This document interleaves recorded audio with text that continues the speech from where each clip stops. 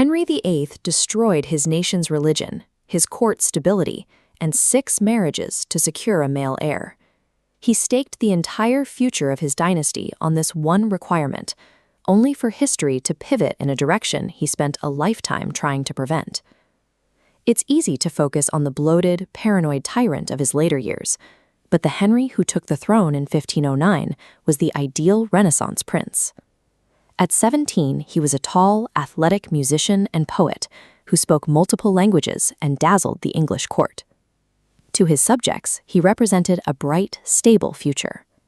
This power was never supposed to be his. Henry was the spare, originally destined for a quiet life in the church, while his older brother, Arthur, was groomed to lead.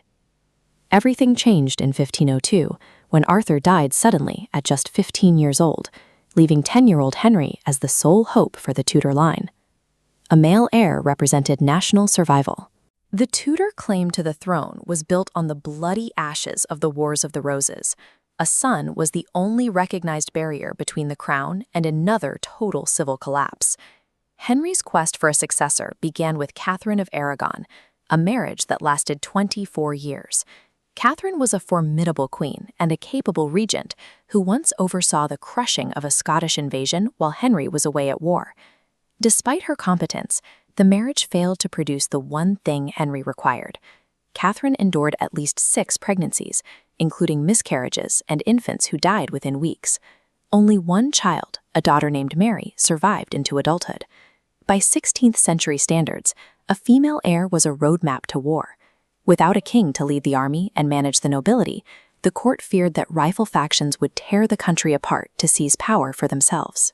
As Catherine aged out of childbearing years, Henry began calculating the cost of the marriage against the necessity of a son. He decided that no political or religious price was too high to pay for a new wife who could provide a male heir. To replace Catherine, Henry broke 1,000 years of Catholic tradition. When the Pope refused to annul the marriage, Henry declared himself the supreme head of the Church of England, effectively tearing his nation away from the rest of Europe to get what he wanted. The woman at the center of this upheaval was Anne Boleyn. She was sharp-witted and sophisticated, having been educated in the royal courts of France. Crucially, she refused to become just another royal mistress, demanding the status of a wife and queen. Henry's massive gamble yielded immediate disappointment. After years of political turmoil and religious schism, Anne's first child was another daughter, Elizabeth. When Anne later miscarried a son, Henry's desperation shifted into a lethal paranoia. He began to view this marriage as being as cursed as the first, and he looked for a way to remove Anne entirely. On fabricated charges of adultery and treason, Anne was arrested and taken to the Tower of London. Within weeks of her miscarriage, she was beheaded, clearing the way for Henry to try again. At this point, Henry had fractured the global religious order, executed his queen, and declared both of his daughters illegitimate. Yet for all that destruction, he still had no male successor. His third wife, Jane Seymour, finally provided the return Henry sought. In 1537, she gave birth to a son, Edward. For the first time in his 28-year reign, Henry had a legitimate male heir. The victory was short-lived. Jane died from a postpartum infection just 12 days after the birth.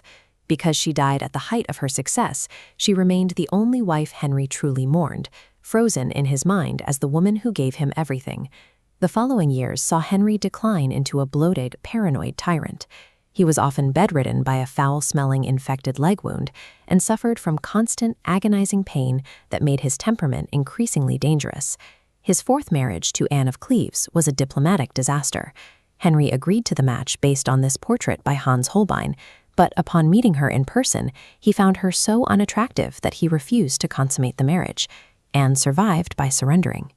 She agreed to an annulment immediately, and in return, Henry gave her a massive settlement and royal status. She kept her head and outlived him by a decade, while the minister who suggested the marriage was executed for his mistake. Henry's infatuation with the teenage Catherine Howard ended in more bloodshed. When the aging king eventually discovered she was having an affair with a member of his own court, he had her executed for treason before she reached her 20th birthday. His final wife, Catherine Parr, acted more as a nurse than a romantic partner. She managed the king's declining health and navigated his frequent, murderous mood swings with careful diplomacy. Parr's most significant move was convincing a volatile Henry to restore his daughters, Mary and Elizabeth, to the line of succession. This bureaucratic act ensured that if Edward died without children, the crown would remain with the Tudors. By his death in 1547, Henry had executed 2 wives, divorced 2, and seen a nation fractured by religious reform, all to ensure the crown passed to one sickly boy. Henry died at 55, confident that his brutal methods had secured the future. His 9-year-old son, Edward VI, was crowned immediately. The investment failed almost immediately. Edward VI reigned for only 6 years before dying at 15. He left no heirs, and the male line Henry had killed to protect was gone. Every moral and political sacrifice Henry made to keep a woman off the throne was rendered meaningless in less than a decade. Control of England fell to the very people Henry had spent decades trying to bypass, his daughters. Mary I took the throne first, spending 5 years in a violent, ultimately unsuccessful attempt to undo her father's religious revolution. Then came Elizabeth. The daughter of the executed Anne Boleyn, once declared a royal illegitimate, would go on to rule for 45 years. Her reign became a golden age. She defeated the Spanish Armada, oversaw a massive expansion of English power, and stabilized the very church her father had created out of desperation. Henry VIII spent his life dismantling the world to create a king. Yet, as the timeline shows, his most enduring contribution to England was the daughter he spent years trying to replace.